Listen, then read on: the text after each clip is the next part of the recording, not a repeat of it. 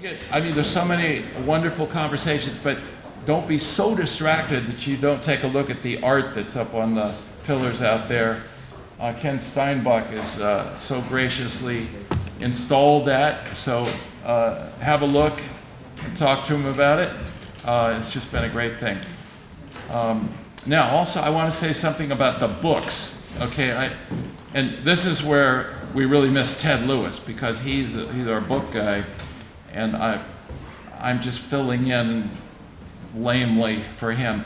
So this is a very lame thing, but what I'm going to say is go ahead and take the books today. But during this first break, during the first break from 10 to 10:30, you can only take books if you're going to pay for them, and you live outside the United States. So, and the reason is you are the ones who we need to save on postage for ordering these books. So if you're from Lithuania or Rome or anywhere or Montreal, please, if you want to buy one of those books, it's sort of like just elbow people out of the way and take it, okay?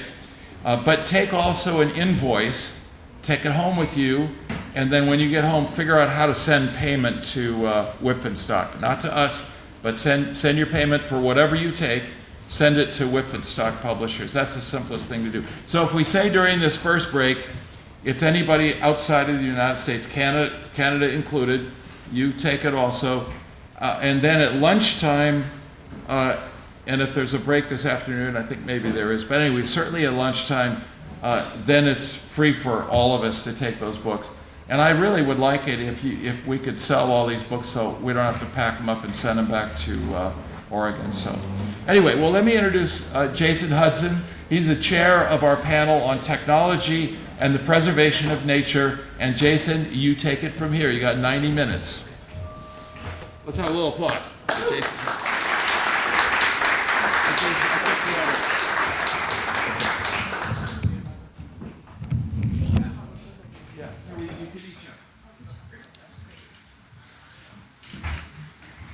Well, good morning. Thanks for being here. As he said, my name is Jason Hudson. I was thrilled to be asked to chair this panel. My work has frequently brought together the thought of Jacques Ellul and Wendell Berry, and if you don't know anything about Wendell Berry, he's he's often called an environmentalist, though I think that's probably not the best word for what he's doing. But he's thinking often about ecology and land use and rural communities and things like that, and so very much excited to lead this panel, as it is what I'm thinking about all the time anyway. And I'm really excited to hear from these three voices, some of whom you maybe heard from already, and you can read the bio, so I'll just kind of quickly go through all the introductions, and then we'll have an open-ended discussion for a few minutes. And so I'll be kind of brief with the introductions, but first we're going to hear from Daniel Cérézuelle, who's the director of, and I don't speak French, so the Programme Autoproduction et Développement Social. You can critique me on that. And as we've already heard, he's often in the Ellul Society representing the thought of Bernard Charbonneau. And as we heard yesterday, he is either the first or the second scholar in the earth, I think was the way Jake said it. And so I think we should devise some sort of competition to decide who actually is the premier scholar for Bernard Charbonneau. And then we'll hear from Justine McIntyre. And so her CV is really broad, and as I was thinking about it, I think that a lot of what's on her CV would make Jacques Ellul smile. That she served on the city council of Montreal City from 2013 to 2017, and she told me yesterday that as she transitioned away from that position, that it was a total failure because of her desire not to continue seeking positions of power. And that sounded familiar. And she studied music and has worked as a classical pianist and has served with an organization for homeless youth as the communications director. Again, thinking that would resonate very well with Ellul's own work with street youths, you could say. And what I personally appreciate about her work and what I'm excited to hear her about and talk about today is, particularly as she's thinking about technique and Ellul, is bringing into the conversation non-quantifiable aspects of human existence, like the joy of nature or the beauty of water. And so excited about that. And then finally we'll hear from Greg Wagenfuhr, who is the theology coordinator for Eco-Presbyterian or Eco-Presbyterian, denomination, and the dean of the Flourish Institute, which is the seminary for that denomination, and has written several handsome books that you can find two of on the table outside, and one or two of them, really two of them, would intersect with our conversations today about ecology and economy. And so if you want to dive deeper into his side, you can pick up those books. And so with that, those are the introductions, and so from here on, we'll pass the mic, and then we'll just have an open conversation. So we'll start. Yep.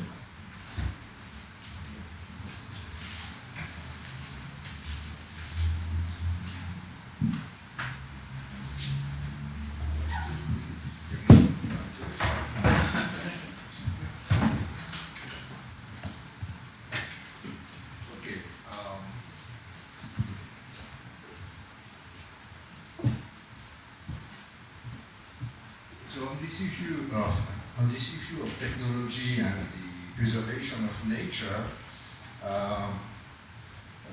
we are supposed to discuss about how to think and act. So the first thing I wanted to say about that is that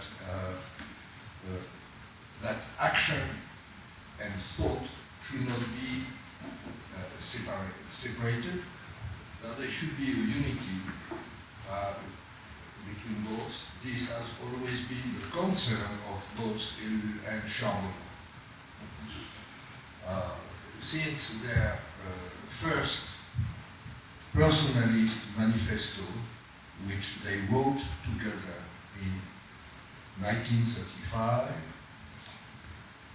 and at that time they were 25 and 23, they insist that we must live according to our thoughts, to our thinking, to our values. And one of the things they criticize in modern industrial world is that it tends to separate thought from practice. That is, and especially the separation between professional activity, where we sell our time for performing tasks which don't always have a meaning, and private life, where we try to live according to our beliefs and values. So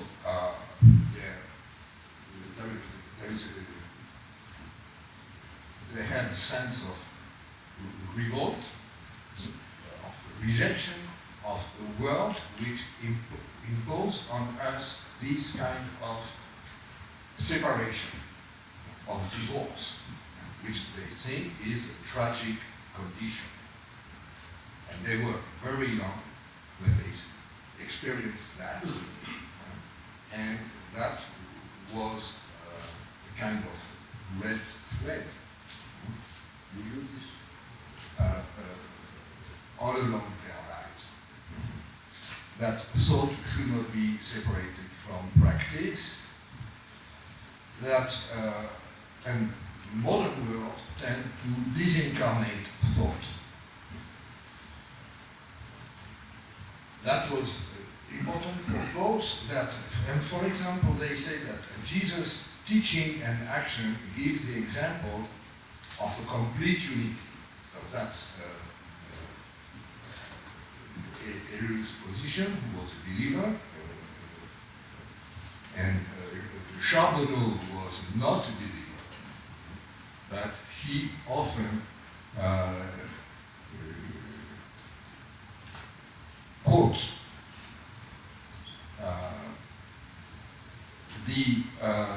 the saying from the Bible, from Matthew 7:24, who understands everyone who understands his word and put them into practice is like a wise man who built his home on a rock. And Charbonneau, the non-believer, said, what is important? It's not only understanding, but to put in practice. If we cannot put in practice what we understand of life, our life becomes meaningless. And so, what is essential for Charbonneau is the effort to put into practice our spiritual aspiration into this world. And it is this act of incarnation, even if it is very humble, almost invisible, which gives meaning to human life. Now, both of them were convinced that accelerated technical development disorganized the relationship between man and his natural milieu, and that results in, among other things, in environmental disasters. They believed that what is at stake is not only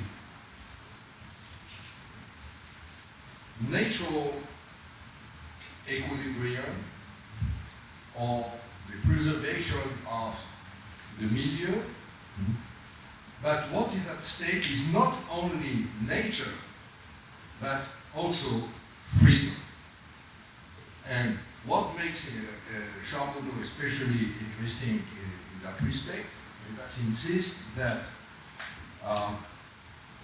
we need nature because we need freedom. And in a world which becomes first disorganized by technology and then by necessity reorganized in order to avoid disasters, but reorganized in a technological way by the state or impersonal institutions, whatever they are, then freedom will disappear. So we need nature because not only because nature is beautiful, because we can have joy in nature and so on, which is very important for both of them. But if we destroy our environment, we destroy the condition of freedom. That is, the only way out is total organization of human life and total technicization. So, they thought that man has a duty to protect nature. And of course, this is very difficult.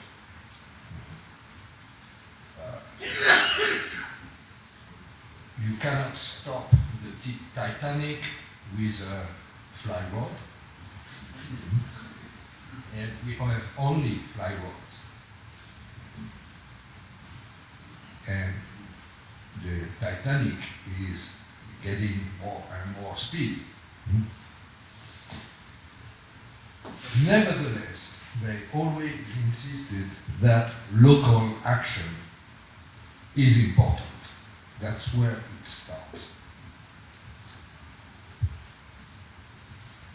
So,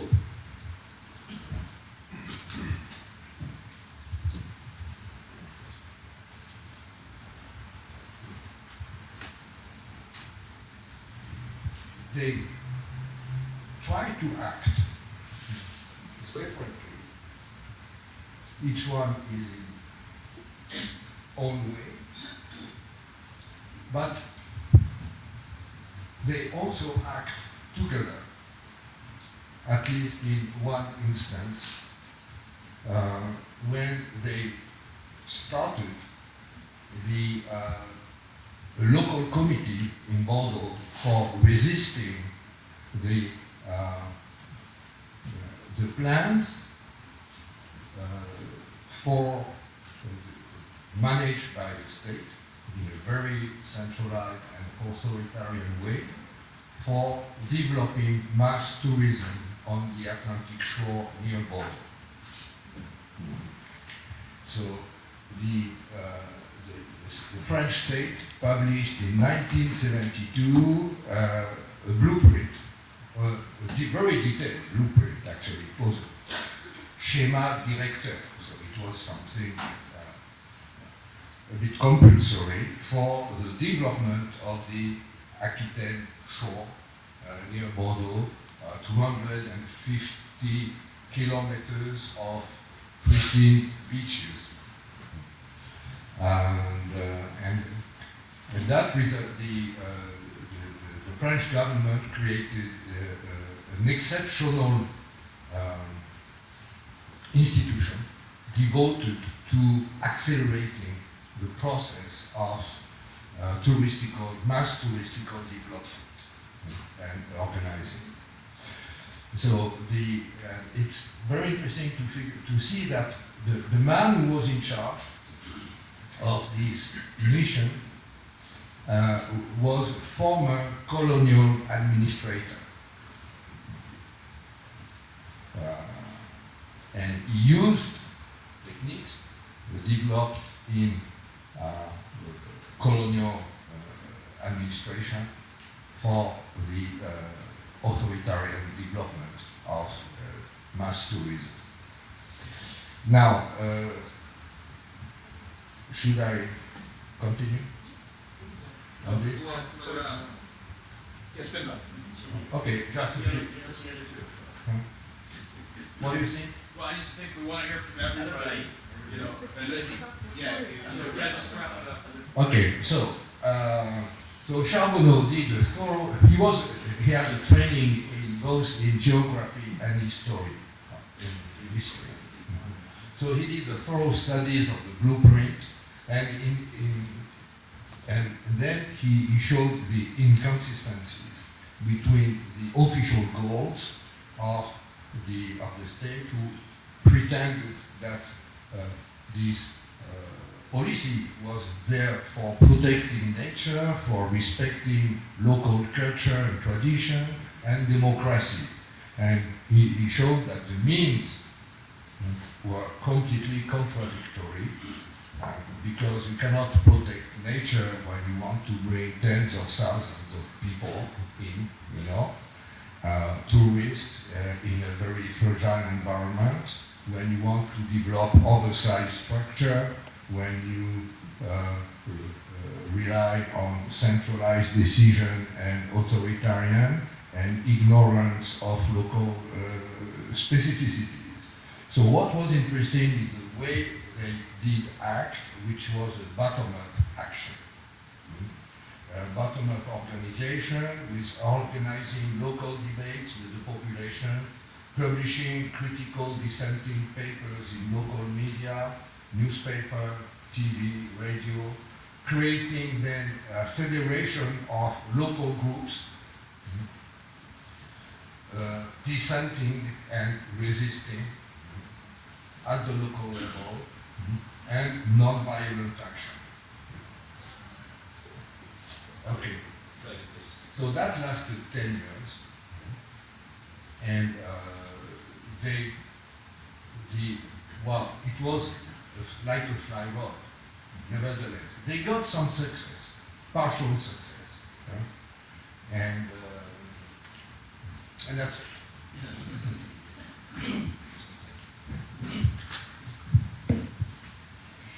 Okay, that was great, really interesting, and I'm going to actually follow on what you said, because I'd like to talk about this idea of word and action, and how those two things need to be interrelated, especially when we're dealing with complex problems. And if nature is something, she's complex. So we also talked a lot yesterday, and every speaker keeps coming back to Langdon's initial presentation about solutions. So I think that sometimes solutions are not made explicit through writing, but they can be seen through action. So again, I think I'm going to focus this morning in my talk about the connection between word and action, and how each of those two things is important in its own right. I think it's important what we're doing here, speaking to each other, reading, writing, studying, thinking. These are all important in terms of our conception of the word and sharing words between ourselves, amongst ourselves. But I think it's also, the action component is something that's not to be neglected. So the action of coming here, of being together, of sharing food together, of sharing wine together is almost as important, or at least as important as the words that we share together. It's the physical presence of being in one another's presence, and the sharing of other things like food and activities and experiences are as important. So I'd like to touch upon my experience of putting word into action, and Jason touched upon it in his introduction as a spectacular failure. My political career is a spectacular failure, which is true. But behind the spectacular failure, there's sometimes interesting successes and repercussions that come out of that. So this is a story that's going to connect how the word turned into action and then again into word. I think through observing one's community, through thinking about what's going on around you in your immediate environment, you can either have a position of staying at that level of, I'm going to think about it, and maybe talk about it, and maybe share some ideas, or you can decide to get some skin in the game. And at a certain point, when the temperature rises and you become interested enough or irritated enough in what's happening around you, you almost have like a moral imperative to act. And this is what happens in the case of my husband and I. I'm not sure if he's here or if he's still sleeping at the hotel. Might be sleeping in.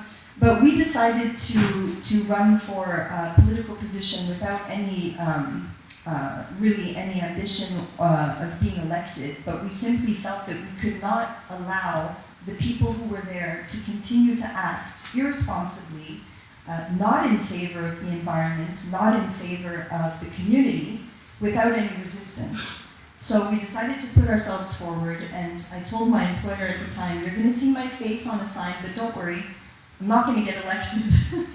But I did. I got elected, and I was able to do a lot, despite being in the minority. I was able to actually take issues that I had thought about and try to bring them to public attention. And just that act of gathering people to speak about things, gathering people to hear what they had to say, or gathering people because I had something to tell them. One of the things that I did, which was a total losing proposition, was that they were going to build, this is much worse than developing tourism in a sense, even though it's on a smaller scale. They were going to build a car dealership in an area that had already undergone a development plan to become sort of a civic center. And they were going to put a car dealership right in the middle of it.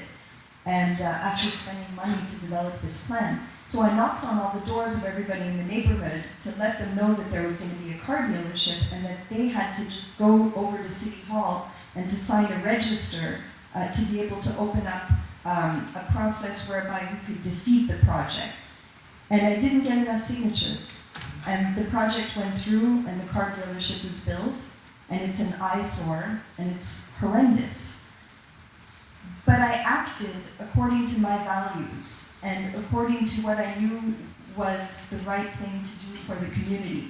So even though it didn't work out in that case, it gave rise to, within the community, some people having a better understanding of the democratic process, realizing, oh, I actually do have a voice, I actually can speak out when something is about to be built and I'm not in favor of it.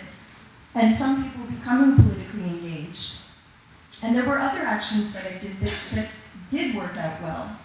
There was something that I did with regards to pesticides. I got a certain class of pesticide banned in Montreal and the area around Montreal. And that had some really cool repercussions too, because all of a sudden I became the best friend and the hero of the beekeeping community. So I wasn't aware that by pushing through what I thought was the right thing to do in banning neonicotinoids, that would have a repercussion on the bee community, the beekeeping community. So the takeaway is that after, politics, usually you can decide when you want to enter politics, but you usually don't decide when to leave. The public decides for you. And I tried to do something which was what Ellul talks about, which is this act of humility, of not seeking to be a leader necessarily, but of seeking to create a community. And I decided I was going to do a bottom-up campaign and not run for mayor, but remain party leader, gather a team around me, and everybody was going to run for a position within their borough, because Montreal's divided into boroughs. And we lost miserably. I mean, it was a miserable failure. But it created a precedent, and it created a new way of considering politics. And what I didn't realize when I was in it, because you don't see how you're evaluated or how your work is appreciated when you're inside, you're very much in a bubble. But when you leave the bubble, then people talk to you more openly. And I realized how much of an appetite there was among journalists and political analysts for what it was that we were doing, because they'd never seen anything like that. And a couple of years after I let go of my political aspirations, I became myself a political commentator. So I now have gone from thought and word, to action, back to thought and word. So my position now is to inform through radio, through television, on what I see in our municipality, my evaluation of municipal politics and municipal issues. So I would say that skin in the game is an important part of thinking and of being an Ellulian. And I did want to talk about bringing some other fresh ideas that I'm going to kind of pitch at you, and then we can talk about them or not. But when I came out of politics and went back to school to do a master's degree, my work ended up focusing on water. I came in touch with the writings of Jacques Ellul, was very interested by his writing. And I wanted to look at why we were failing everywhere, globally, nationally, even locally, to have access to water and to conserve our water resource. And I realized that part of the problem was that we had abdicated our relationship to water to a technical relationship, and that we were, because in this relationship between word and action, there is the overarching technical infrastructure. And it's very easy to say, I'm not going to go from word to action because there's a technical infrastructure that manages that, and I don't need to be involved. The technical infrastructure, the technical system really encourages us to abdicate, sort of tells us that our action is futile, because it's really every problem is a technical problem. So when we begin to frame every problem as a technical problem, we can only see technical solutions. And I realized this when I started looking at the water resource. I started looking at, there are two ways in which that resource is organized in Quebec. The first way is called des organismes de bassin versant, so it's a watershed organization. So it's divided, the province is divided into 40 watersheds, the basin around each river, and those are managed on a community level, and they're quite successful. It's an integrated management where the community leaders and businesses who depend on water, residents, native leaders, and so on, sit together and decide how they're going to manage the watershed. It's quite successful. And then there's an organization called Aqua Action, which has basically devolved into a hackathon, an annual hackathon, where they look for solutions to water problems. But it's essentially become a startup fest. And really, when you look at what they're doing, their mission is all about protecting water. But in fact, the outcome of their work is to produce startups in which other organizations, other companies invest. So they've become more of a financial actor than anything else, a financial and actor in the technology sector. So when I was looking at management of the water resource, I was inspired by a professor at HEC Montréal whose name is Raphael Ziegler. He's a German philosopher and he's currently in residence at HEC Montréal. And he works in the field of social innovation. So he, and for the water resource. So he is looking at it from the aspect of how social change occurs and the interaction of institutions, social networks in the wide sense of the term, not Facebook, but like social interactions, institutions, and our cognitive frames, and how those three together interact in order to bring about social change. So we can talk more about that if you want. I've kind of pitched a lot of things now, and I think my 10 minutes is probably up. So that's the intro. Thank you for that, both of you.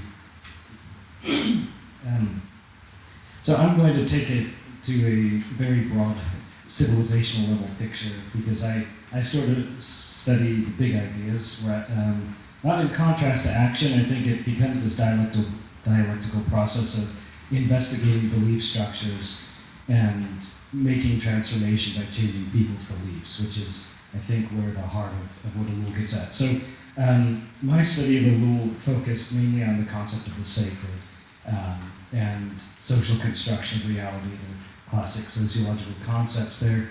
And in relation to the environment, this has huge implications, and Ellul talks about this in certain ways. So he narrates that, what are the determining factors of human history? You start with living in nature, right, in a prehistoric sense. Anthropologists will say 99% of the history of Homo sapiens is in a pre-urban, pre-agricultural environment. So our species is entirely, oriented to living in the world, not living on the world, on the planet, as it were. But eventually that moves into what you could call a social environment, the polis, the city, in which our relationships with the natural world are now mediated through urban and political structures. And this is, of course, relatively, again, from an anthropological point of view, recent in human history. And now we've much more recently moved into a technical environment. And in the technological system, his second book of that trilogy, he says, I talked about the technological society, but really we're living in an environment. Right? This isn't a social issue, this is an environmental issue. And I think that concept of transformation of environment or milieu was very important and enlightening for me, because then it feeds back into what we would call the sacred. So when Ellul talks about the sacred, he's talking about a map of meaning, the way in which humans orientate themselves to the world around them, and this goes to structures of rationality as well. So the sacred are these things that are unquestionable. They're unquestionable because they're the foundations of reality, or of rationality, right? So he talks about them sort of as you could think about it as a compass rose on a map of the world. And the things that we define as those north, south, east, and west compass rose are the boundaries of rationality. They set the terms in which we think. They're the things you can't talk about without risking life and death. The sacred is the condition of life. It's the gateway of death, as other scholars have talked about it. And what I think was really unique about Ellul's perspective is he said, yes, so when we think about the natural environment, we can think about the condition of life. the environment around you, the natural world and the threats that were there, and you sacralize them, you worship them, because those are the foundations of your existence and your rational capabilities. Desacralization happens when you go to that boundary of the compass rose and say, this isn't the boundary anymore. Right? So you desacralize by saying there's no spirits in the trees and the water and whatever. It's not enchanted, etc., etc. And you do that, and that happened through political processes in human history, not technological processes. I think that's another important point, is the technological stuff that Ellul's talking about. This is a third stage in a revolution that was first political. So Ellul will say later, it's only in an urban civilization that man has the metaphysical possibility of saying, I killed God. And so you look at structures of belief, transformations of human beliefs, and you could talk about the axial age, axial revolution kind of concept, as a much, much earlier stage. And my first book looked at the development of money and economics and how that transformed society in a similar vein. And what you start to see is many of our issues were set for us millennia ago in what you could call a social technique of politics and urbanization and agriculture and those kind of systems. So ultimately what that gets at is in terms of what do we do about protecting the natural world. One of the realizations was it's impossible to re-sacralize nature in a legitimate sense. We can highly value it, but we're always doing so rationally. As long as you're making a choice to value the natural world, it cannot be sacred. So one consequence is, you could say, neo-paganism is a form of cosplay. It's recreational ecology, right? Most of our ecology is performative, right? It's actually helping us have a cathartic, it's catharsis, it's theater, right?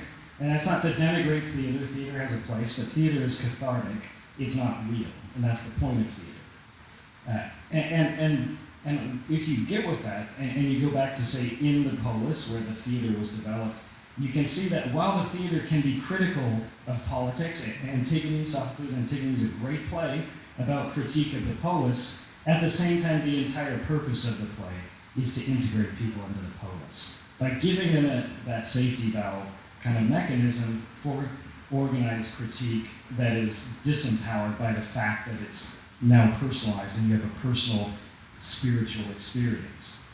And so that gets at the question of modern ecology. How do we not have fly rods on the Titanic? Well, one option is sink the Titanic, right? I mean, that's the rational option. And that rational option, or you could say, get off the Titanic. How do you, in order to properly value the natural world in a way that would save it, we would have to get off the boat, metaphorically, right? We would have to change the map of meaning. Because within our current map of meaning, the current systems of mediation, the world as we live in it's an irrational concept for people to think in ways that will prioritize the planet over capital and technique. So capital and technique will always win if they are the boundaries of our map of meaning, right? So what can we do if everything we do is going to be tertiary or worse in terms of the values we have, right? That's the challenge. So that's where I think we get to this. Oh, okay, is this disempowering message? No, I think this goes to Ellul saying the job is desacralization. The job is demythologization. So we are, I think, from an Ellulian perspective, as we engage in politics, part of it isn't to foster false hopes or aggrandize our hopes that this small thing will change everything, right? But politicians often say, we're going to change the world. Well, no, it's a tiny little thing. That's not nothing. That's not meaningless, But if we conceive of our job as desacralization, then our job is to question the myths of our time that establish a map of meaning for people, and that is a disorienting process. our job is to disorient people. And so I would talk about it, if you put it in terms of old myth, the job is to be the chaos monster, right? And that's kind of the conclusion of my book on ecology, is like, we tell the story, the story of civilization, from the beginning as chaos comp, right? War against chaos. The world is chaotic. Civilization is here to fix it. The belief structure that has to change is we have to go from being the hero to the villain of that story. We are the villain of the story. We are the chaos monster to the planet. We are the parasite on this planet. The most terrible virus this planet has faced since asteroids killed the dinosaurs, right? So if that's the case, how do we internalize that? That's a pretty radical belief shift, right? For us to say, we're the parasites, we're the problem. What's the solution? Well, how do we fix ourselves, right? How do we manage ourselves? How do we come back to the question of, rather than fixing the planet, first of all, fix yourself, right? How do we start fixing ourselves on a personal, group-based level, as you go out, in a way that is non-technical, right? And not getting people integrated into, God bless America, make America great or whatever. That's outmoded because that's the old political previous model of myths, of nationalism, etc. But how do we disintegrate people in order that we could have some kind of movement? And in conclusion, I mean, for Ellul, that was what Christianity was for. To me, that's a similar thing. The answer of Christianity, it's been done so badly, it's almost hard to overstate how wrong Christian history has been in terms of its submission to the powers, as Ellul might say. But Christianity, under what he would call X in the book Subversion of Christianity, X, this thing he's talking about, that Jesus was about, was being the chaos monster that destroys the belief structures, that legitimize the power structures, and the map of meaning that people have in order to allow freedom in the wilderness, freedom and responsibility for the individual. The only way to achieve that freedom is by destruction of the belief systems that enslave us.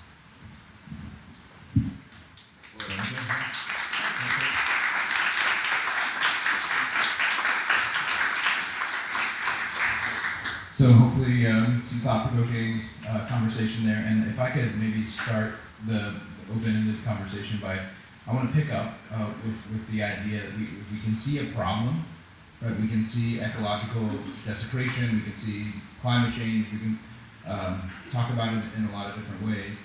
The mode of engagement that we're given is technological. And we could talk about, so that is that, how do we fix it? How do we manage this problem? How do we control this problem? And so the question I want to maybe open up, because I think Greg sort of said we become the chaos monster, just to open up to you guys. So how, to frame the question this way, how does the rules analysis of technique allow us to frame the question differently, which is a huge thing for him, right? If we're just posing the question the way everyone else is, then we're white noise and we're doing nothing. And so how does our understanding of technique allow us to put the question of something like climate change differently that maybe opens up new solutions? Either of you. I think first it's about, what I said, what I touched on a little bit earlier, which is about questioning a technical approach to, or questioning the framing of the problem as a technical problem. So one of the reasons why we're not efficient on climate change, for example, is because, not because we don't know it's happening or not because we don't have the information. We have the report from the IPCC that comes out every year, but because it's become, it's so technical that we think it's taken care of. There's like a sense that there's nothing that I can do to act on this. It's really just about having the right markers in place, measuring things, and as long as we're measuring, that gives us a sense that somehow it's being handled, but it's not. And so that perception of a technical solution allows us to ignore the actual chaos. And I like that Greg talks about chaos, because it's actually extremely chaotic. It's not just about how many emissions, what's the percentage of emissions that are going into the environment. It's about the chaos that's creating for humans living today and for humans living tomorrow. And so I think if we can shift people's, the way we talk about issues like climate change, issues like massive loss of biodiversity, not in terms, not in technical terms, but frame them, make people experience the actual chaos of those things, then that's perhaps leading towards a path to a solution, somewhat of a solution, or an awareness. Good. Also, I would say like what Greg called cosplay is like when it's framed technologically, it removes the ethical or the nexus of responsibility from me, and so then I can become just I can act politically and have an easy conscience about my involvement in society writ large. Daniel, I do want to ask you, and then we can open it to everyone else, about Charbonneau's understanding of the ecological sort of center on, again, not a French speaker, but the paysan, like what I think is the English word for peasant, right? So that the idea of rural or country people. And could you say something about our approaches to a wider understanding of ecology or health or whatever it is, and that emphasis on people whose job it is to use the land through agriculture or whatever else? Yes.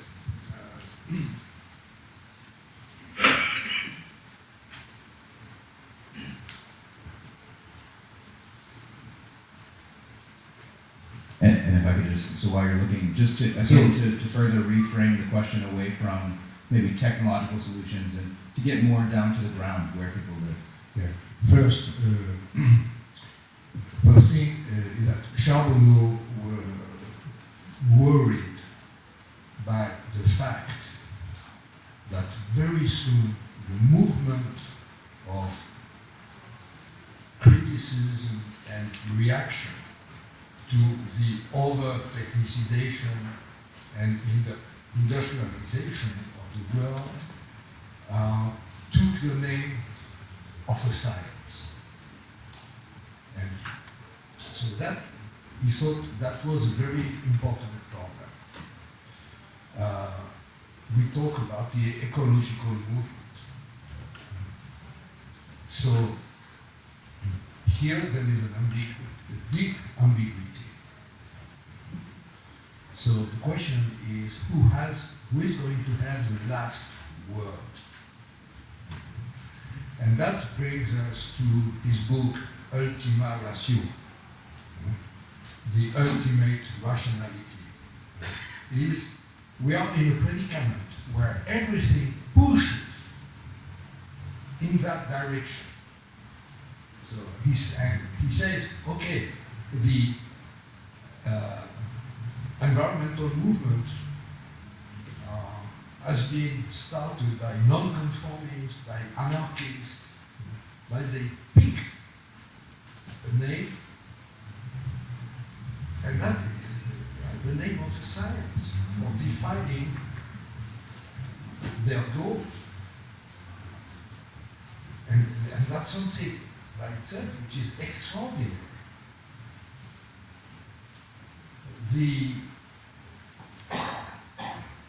Even Karl Marx, who believed that there was something like a science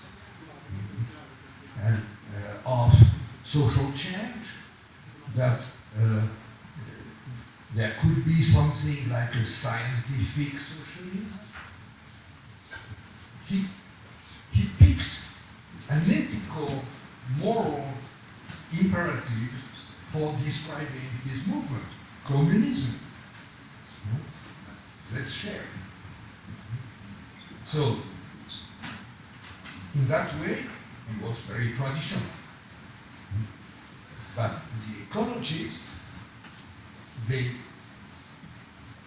are breaking something when they adopt the name of a science for determining the problems and the solution. And Charbonneau wrote in the green light, the feu vert, which has been translated by Christian Roy and which is now available in English, published by Bloomsbury. He says, well, unfortunately, this movement is preparing for a takeover of society and nature and the management of nature by scientists. So think what it means. That means the total organization, not only of the industrial world, not only of the urban world, but also of nature. The submission of the totality of space and time to a purely human and functional rationality, which is also a poor rationality. So that's, we the ecologists are preparing, if we don't think about it, we are preparing exactly the nightmare that we would like to avoid. And, well, the ecologists were not very happy with that, with this criticism. But I think it's very valid, and that's, okay. So that's my first remark. Second remark,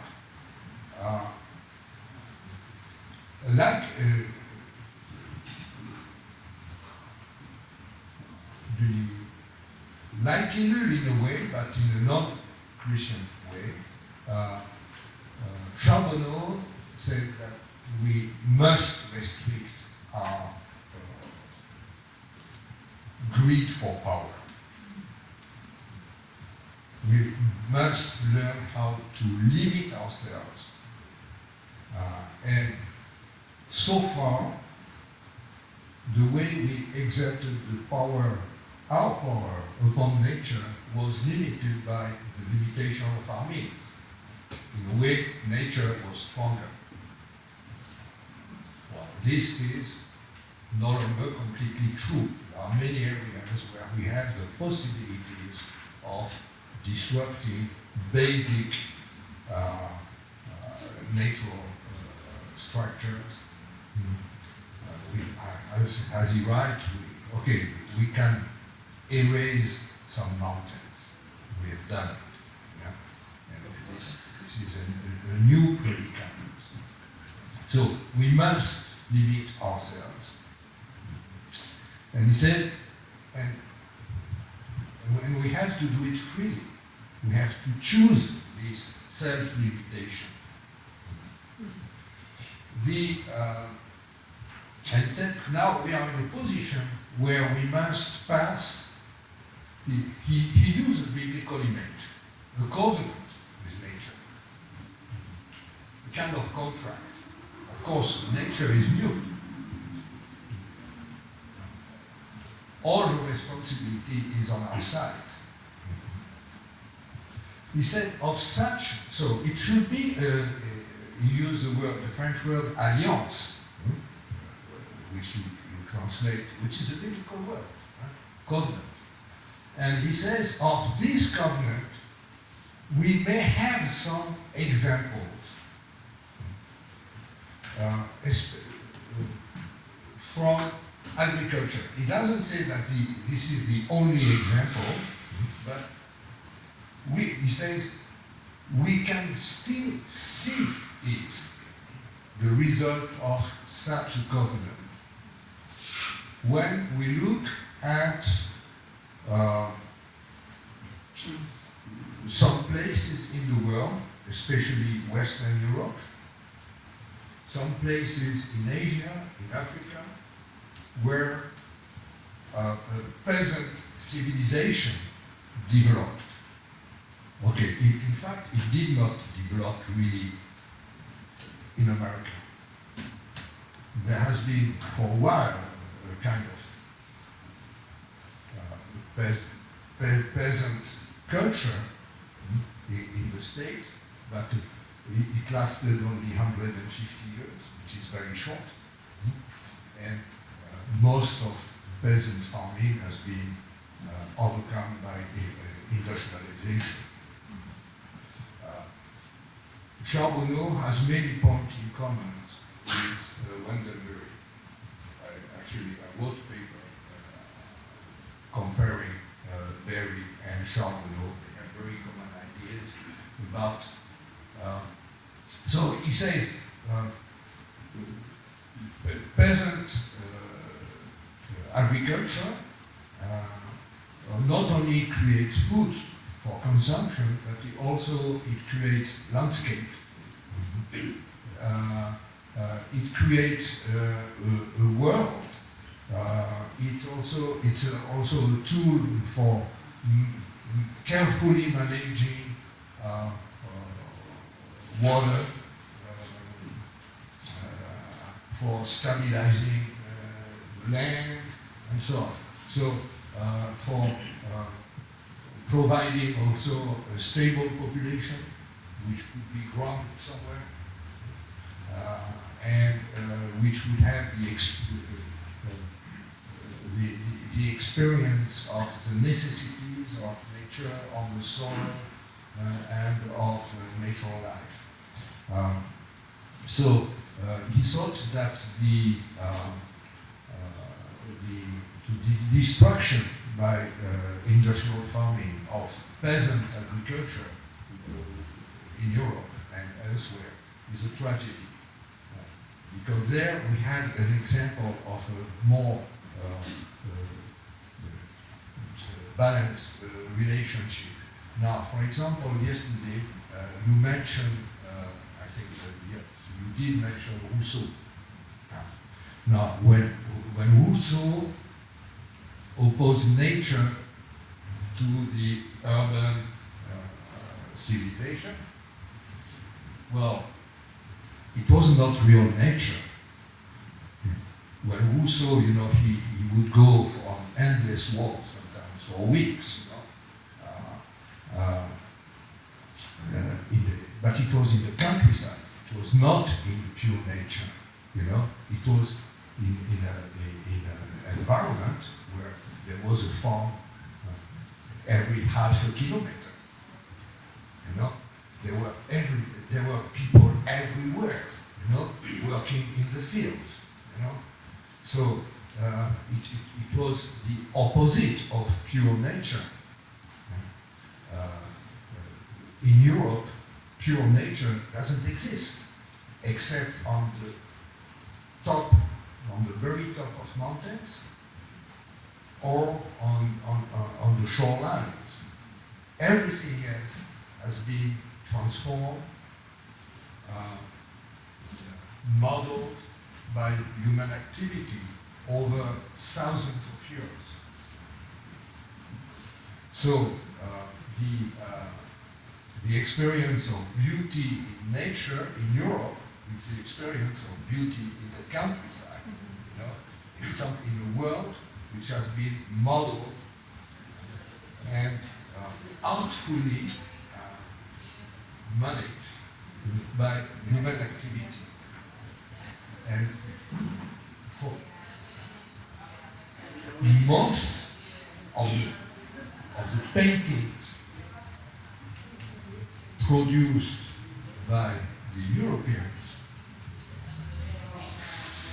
show that provided for almost everybody an experience of a satisfactory experience of beauty and of joy, if I believe Rousseau. Okay. So I did see that you had something to say. I don't know if that's still relevant, but we have a few minutes now for questions. Yeah. I want to jump in with one quick thing, and then I really want to get to questions. I just wanted to jump off of that a little bit and say that in the environmental movement there has been a push to talk about the environment as green and blue infrastructure. This is a new direction for the environmental movement to talk about green and blue infrastructure which then allows them to evaluate it as infrastructure, so to put a price on the ecological services of nature. And environmentalists believe that this is a way in which to plead for the utility of nature and therefore to preserve nature. And in my opinion, this is a wrong turn. So I just wanted to, something that was brought up earlier. Time for questions. I agree. Sure. What if we ask where the map of meaning is? For example, perhaps it's on the Cartesian coordinates.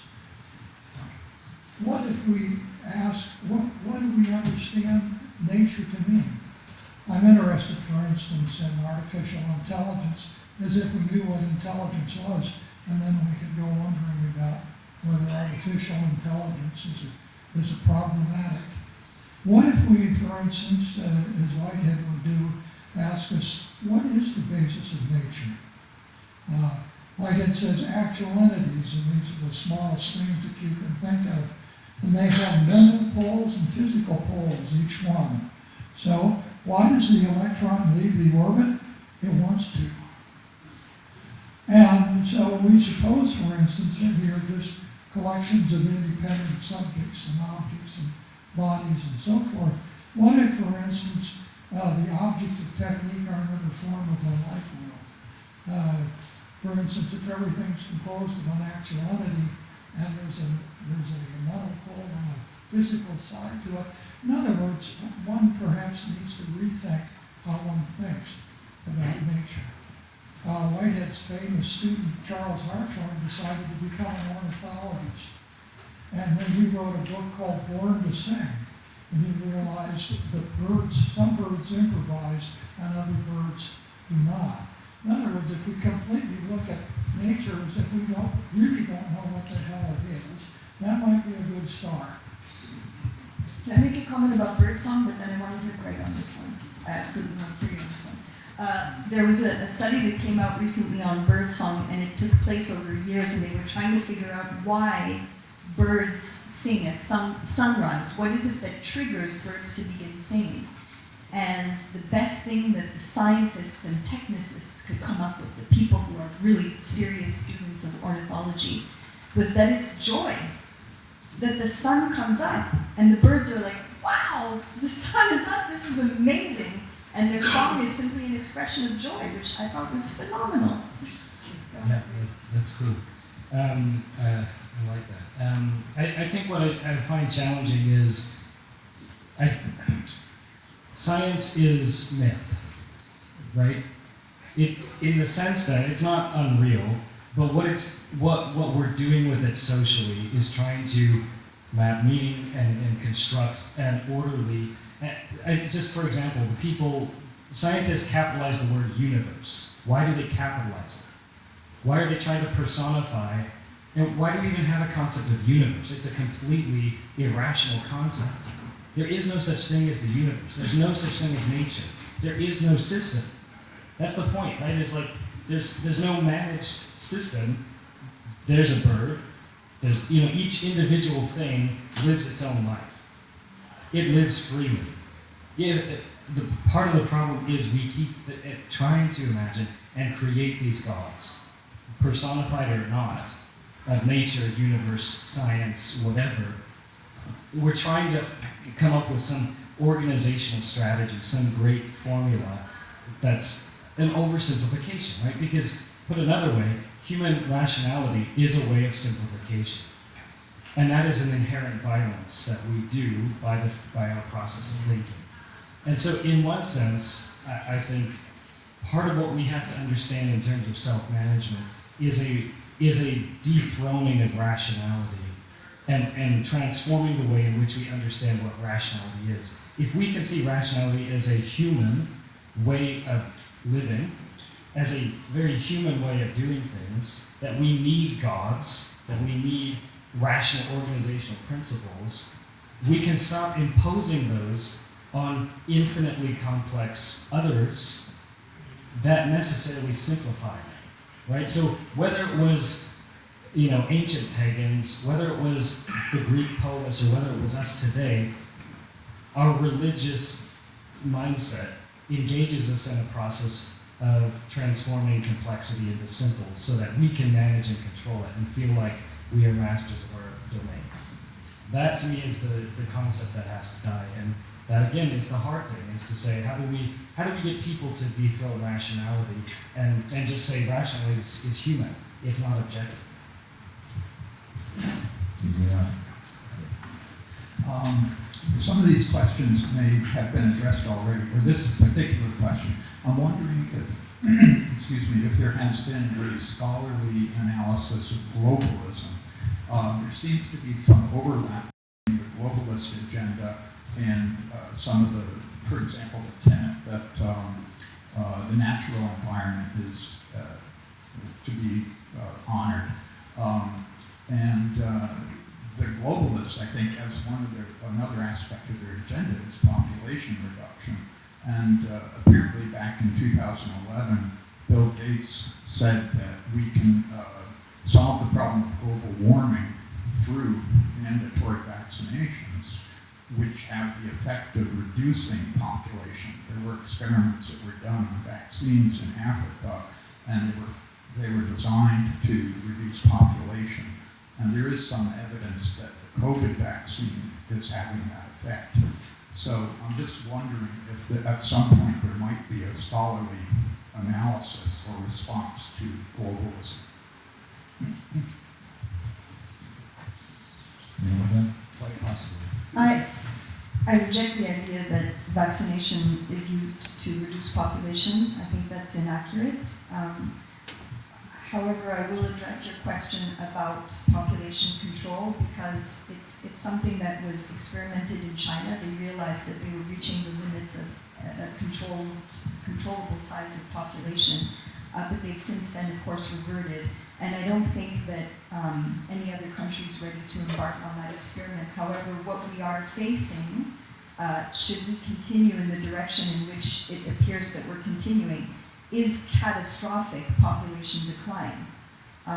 So I think that that's something that we need to be aware of. There are other means of population control, and one of them is education.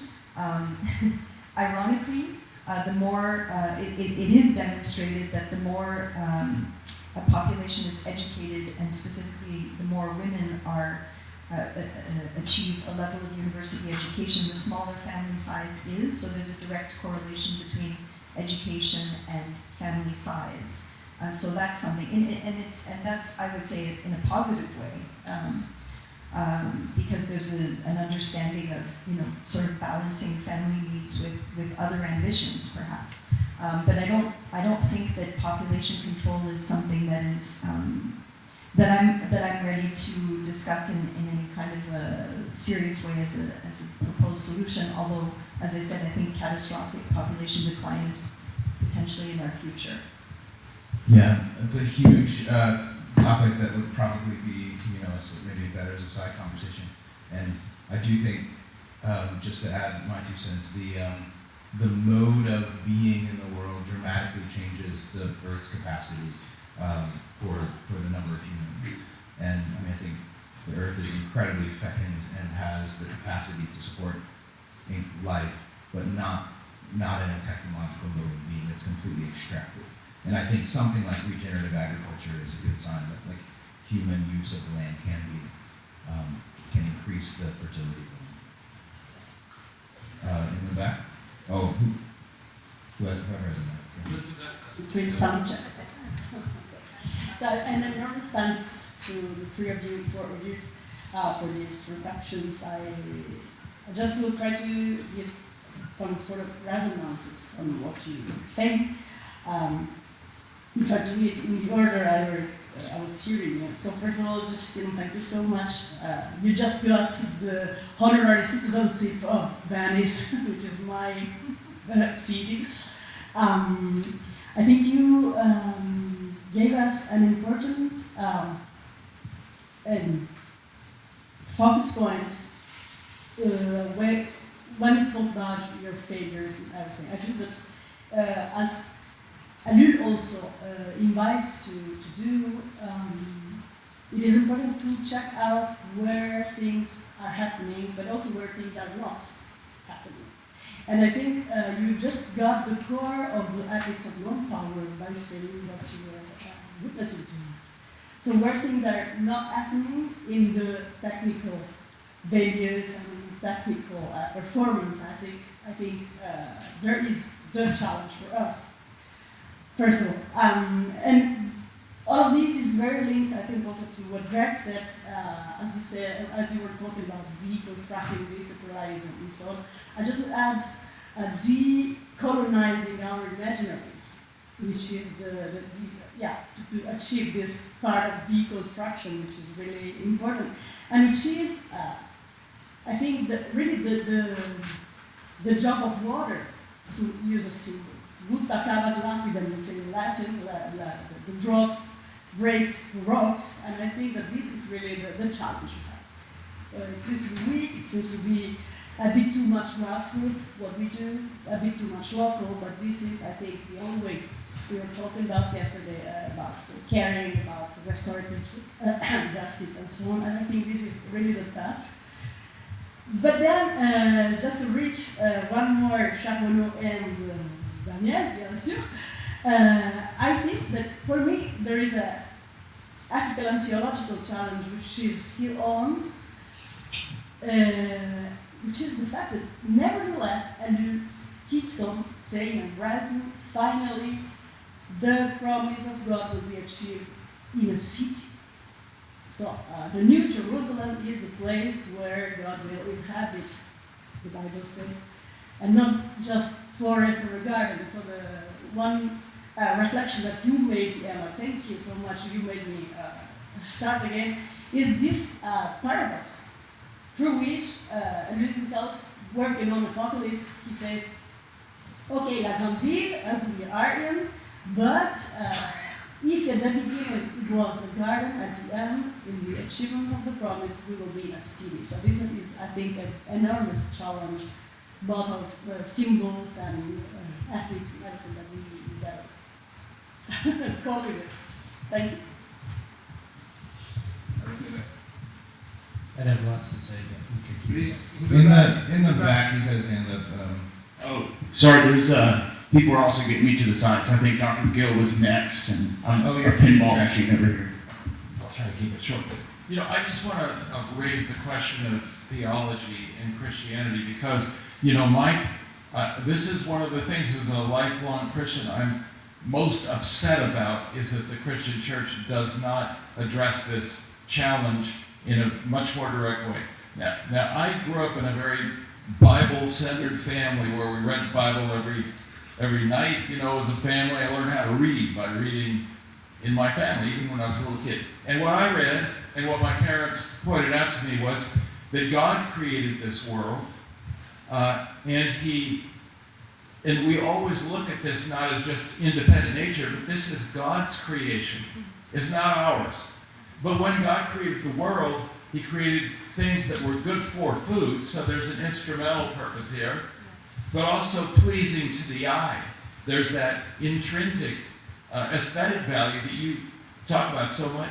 He created a world, or I say He, but you know, God created a world that had limits. It had a day that you could work, but you should not. It had a tree that you could harvest, but you should not. And so the creation is not an unlimited place to ravage and exploit. And then you see that same kind of thing in Jesus, for example, saying, consider the lilies of the field. You know, God takes care of them. You know, so don't be so anxious and eager to, you know, interfere and stressed, but appreciate the lesson of the lily and the beauty of the lily, the birds of the air.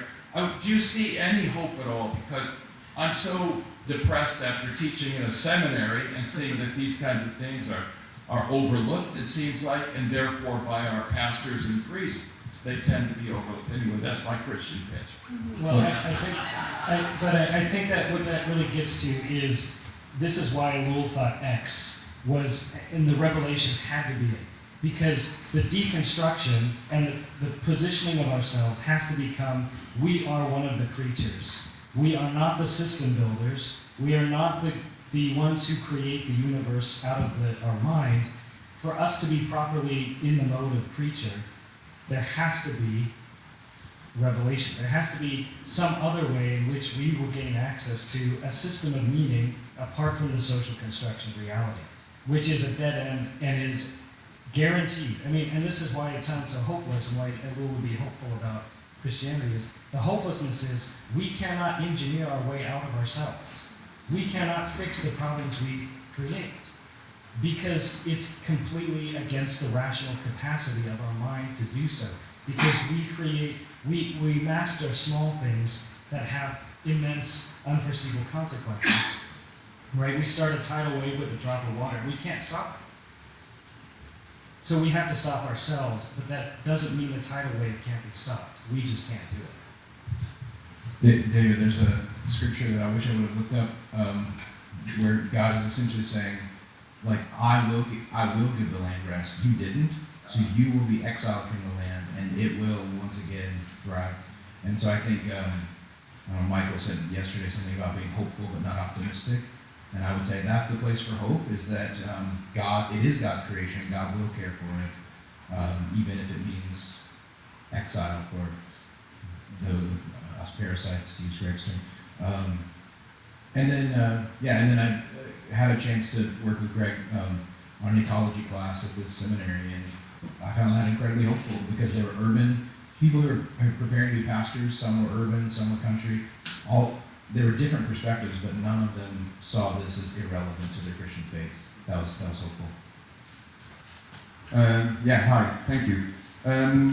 So, I mean, I really like the idea of what you said about, act locally, and I also really believe that if you act locally, that's where, I mean, you'd be able to create a big impact, but at the same time, I mean, the world has become kind of a country, and if you talk with economists or people that try to defend capitalism and technological development and extent, they say, 100 years ago, 90% of the world lived in extreme poverty. I mean, in the 1990s, before accepting, opening the market to the kind of modern economy and all that, in China, I think it was like 88%, in Bangladesh, for all the human rights abuse, and so on and so forth. With the whole textile industry still, I mean, now it's kind of a middle income country, and the extreme poverty has dropped down with extreme rates. So that's kind of the counter argument you'll always get. And I mean, you have countries like Bhutan who still focus on, they don't want to measure GDP, right? They want to measure general happiness or something like that. Which is very much an economy based on agriculture, forestry, hydropower. But what's also happening, a lot of young people are moving away because, they want to have a higher standard of life. So it seems to me, and I was just wondering what you think about it, and what would Ellul think about it, because he wrote this book in '64, and the world has changed rapidly, obviously, as well, especially when it comes to poverty and economic development. In an extent, I would say also technological development,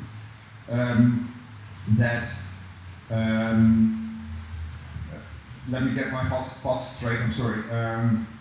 It seems to me that, or it doesn't seem to me, I just wonder what you think about that, I'm sorry about this.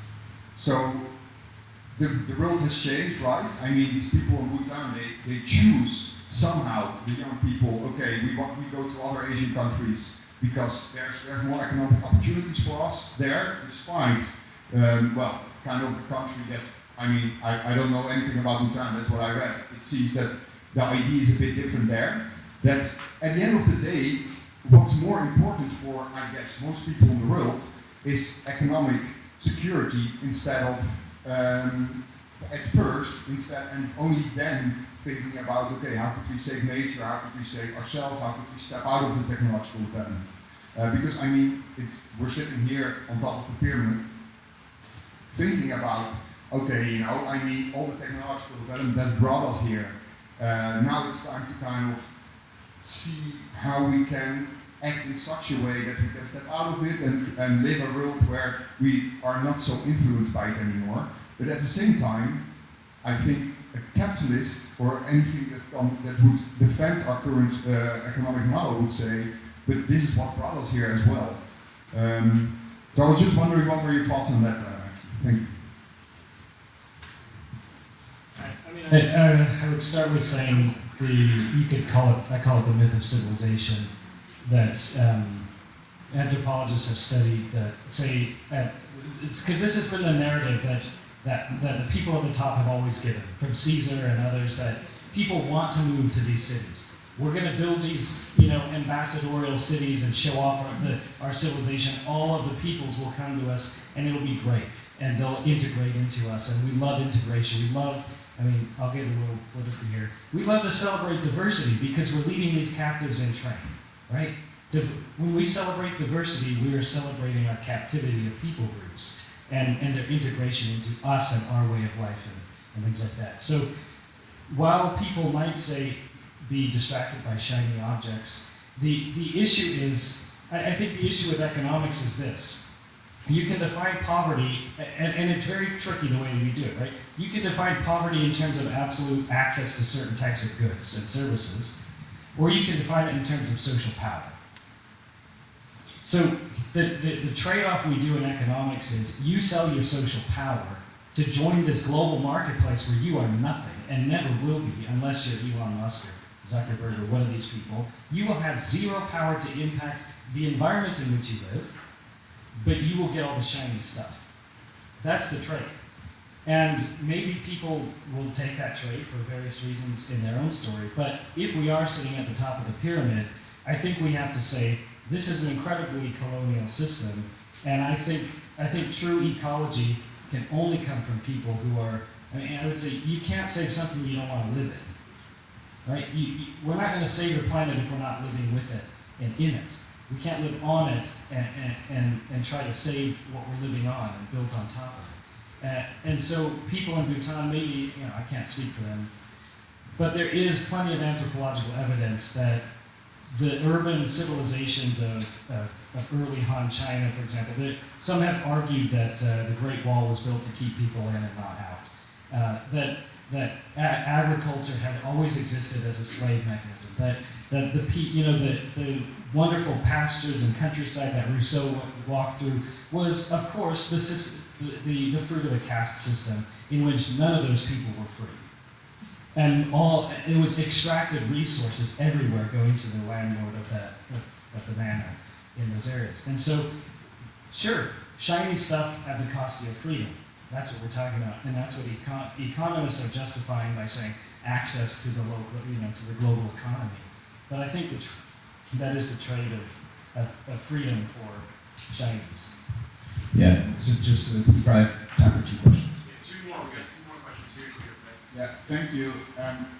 To the last speaker, I so much admire your big ideas, especially about the structures of belief, meaning, and systems of meaning. But I want to ask, where do we begin in this project of reorientation? Because today, what we call meaning, structures of belief, have foundations in cultural identities. So we have today identical politics.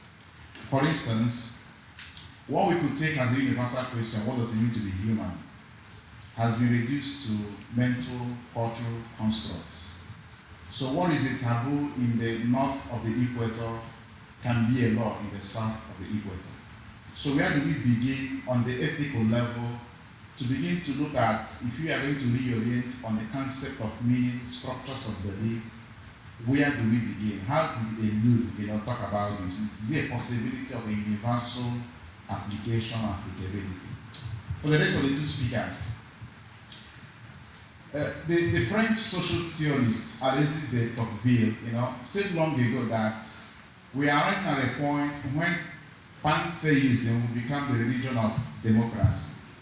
And that is a philosophical movement of seeing reality, nature, as identical with divinity, God. Now today we have a problem with the deep ecology, the ecological movement you mentioned. And that is the false anthropology of seeing the human being as a problem of the planet. Because we are moving into another extreme of anthropocentrism, of seeing the human being as a parasite in the planet. Is nature made for the human being, or the human being made for nature? What is this relationship on the dialectical level between what David said on the creation in Genesis about stewardship and responsibility? Because Ellul said nature is what it is because the human being works on it, modifies it artificially. That's my question. Thank you. Yeah, that's great. And when I talk about humans as a parasite, that's not an ontological description. That's a phenomenological description. This is how we are behaving. It's not necessarily who we are, or we could be otherwise.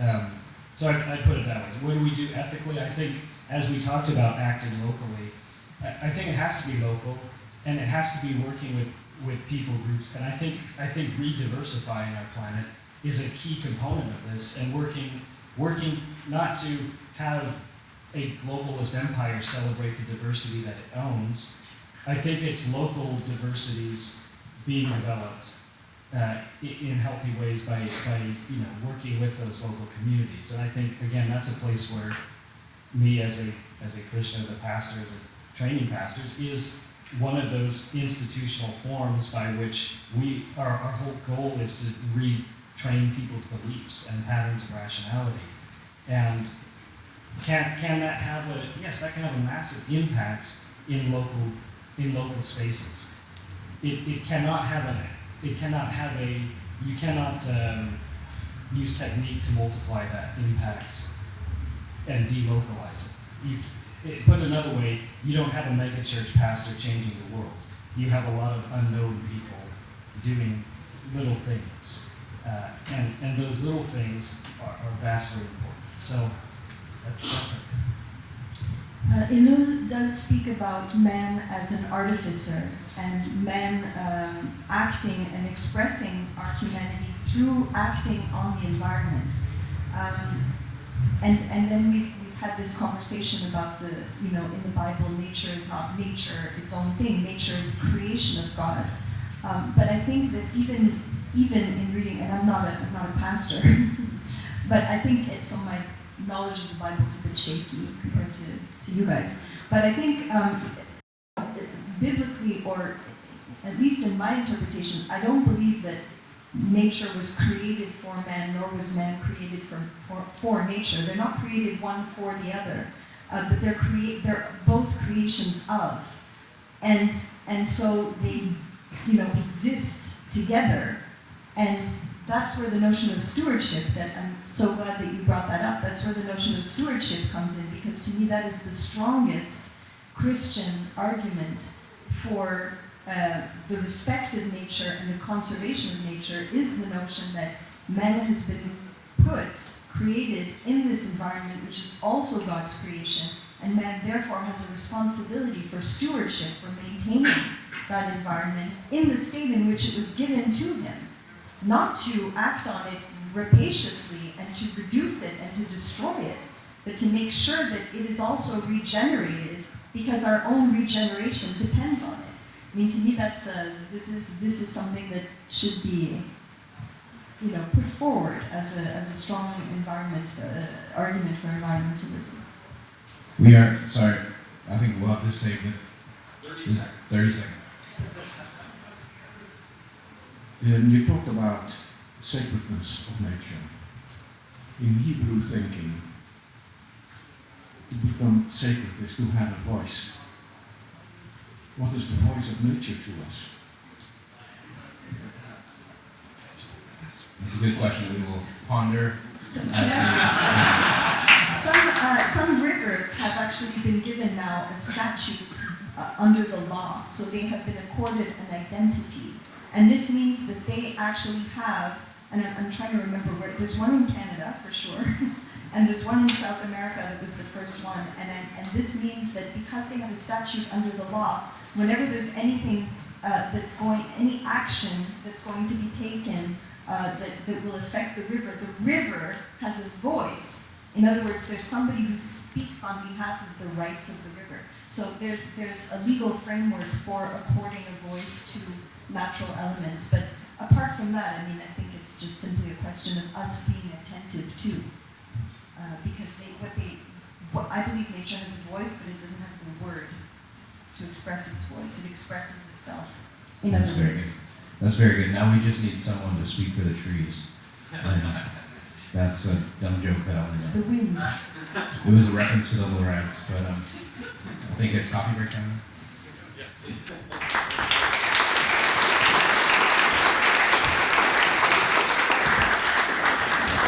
Yes, thank you all. Just hang on for 1 minute here. Yeah, stewardship means it's owned by somebody else. It's not yours just to pretend you're the owner and master. And you know, in that text that my parents pointed out to me, it's to cultivate, to kind of turn wheat into bread, etc. But it's also to protect. That language is used there. You protect it as well as cultivate. And you're doing it because it belongs to God. And whether you believe in God or not, the idea is this is the God of everybody. This is the God of the whole earth, the God who loves everybody.